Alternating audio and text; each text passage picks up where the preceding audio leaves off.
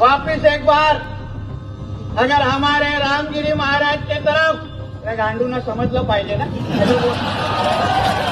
नहीं तो बोलतील ये तो मराठी में बोल के गया, मेरे को कुछ समझा ही नहीं, इसलिए तेरे को जो भाषा में समझता है ना वो भाषा में धमकी देके जा रहा हूँ। हमारे रामगिरी महाराज के खिलाफ अगर कुछ भी मस्ती तुम लोगों ने किसने भी की तो तुम्हारे मस्जिदों के अंदर आके चुन चुन के मारेंगे, इतना ध्यान में रखो। महाराष्ट्राच्या मुख्यमंत्र्यांना असे भडकाऊ भाषण देणारे आमदार त्यांच्या पक्षात चालतात। तुमको अगर तुम्हारी कौम की अगर चिंता होगी तो हमारे रामगिरी महाराज के खिलाफ कुछ भी बोलने का नहीं, वरना वो जबान हम लोग सही पे रखेंगे नहीं, ये तुम लोग याद रखना।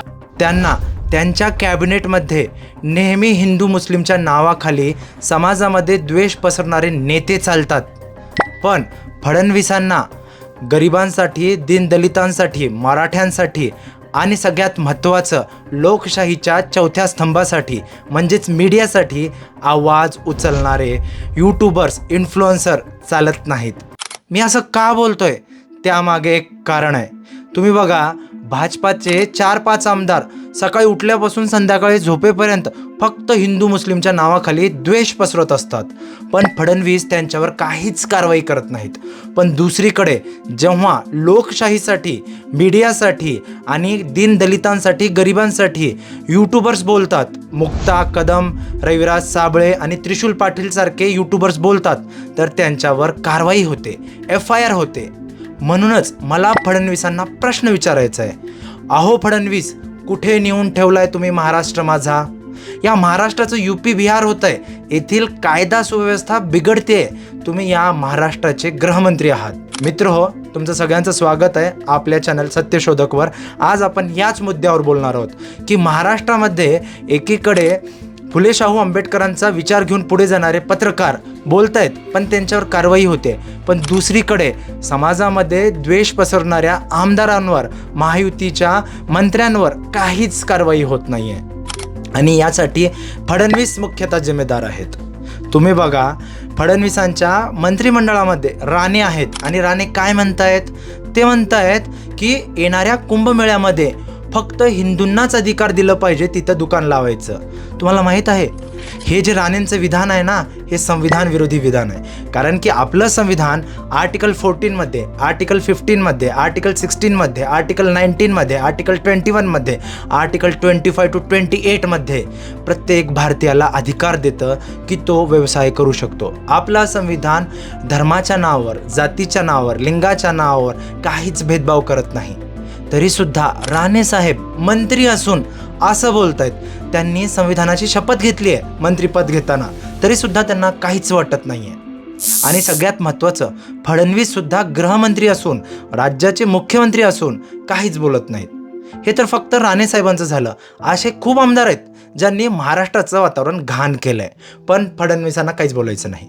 पण दुसरीकडे जेव्हा यूट्यूबर्स, इन्फ्लुएन्सर्स महाराष्ट्रातील सत्य परिस्थितीवर बोलतात, त्यावर फडणवीस तुरंत ॲक्शन घेतात। तुम्ही आता मुक्ता कदमांचंच एक्झाम्पल घ्या, त्यांनी काय केलं होतं, नांदेडच्या जी महानगरपालिकेची निवडणूक होती त्याच्या अगोदर त्या नांदेडमध्ये ग्राउंड रिपोर्टिंग करत होत्या। आता तुम्हीच सांगा, रिप्रेझेंटेशन ऑफ पीपल ॲक्टमध्ये जो MCC लावला जातो, म्हणजे आचारसंहिता लावली जाते, त्यामध्ये कुठंच असं लिहिलं गेलं नाही की पत्रकारानं पत्रकारिता केली नाही पाहिजे म्हणून। MCC जी असते, मॉडेल कोड ऑफ कंडक्ट जे असतं, ते पक्षांसाठी असतं, पत्रकारांसाठी नसतं। पण त्यांना नोटीस आली की तुम्ही MCCचं व्हायलेशन केलंय म्हणून। मी जेव्हा ती बातमी ऐकली, मला तर ते हसूच आलं, आणि मला असं वाटलं की फक्त तुम्ही त्यांचा आवाज दाबण्यासाठी त्यांच्यावर केस करताय, हसू आलं मला। आता मला फडणवीसांना सांगायचं आहे, फडणवीस, महाराष्ट्र हा फुले शाहू आंबेडकरांचा महाराष्ट्र आहे, हा महाराष्ट्र सुसंस्कृत आहे, आणि मला असं वाटतं की तुम्ही सुद्धा एक सुसंस्कृत आणि संवैधानिक नेता आहात।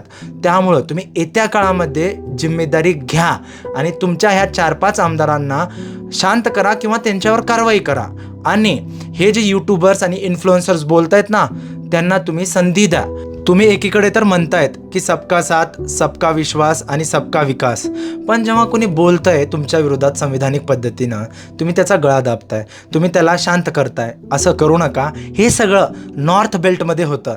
हे सगळं उत्तरेतील घाणेरडं राजकारण आहे आणि हे तुम्ही महाराष्ट्रात आणून महाराष्ट्राची संस्कृती खराब करू नका. मित्रमैत्रिणींनो, मला तुम्हाला विचारायचं आहे, महाराष्ट्राच्या ह्या वाईट परिस्थितीसाठी कोण जिम्मेदार आहे? तुम्हाला काय वाटतं? तुम्ही कमेंट बॉक्समध्ये सांगू शकता. तुम्ही हा व्हिडिओ इथपर्यंत बघितलात, तुमचं धन्यवाद. अशाच पद्धतीनं आमचे व्हिडिओ बघत राहा.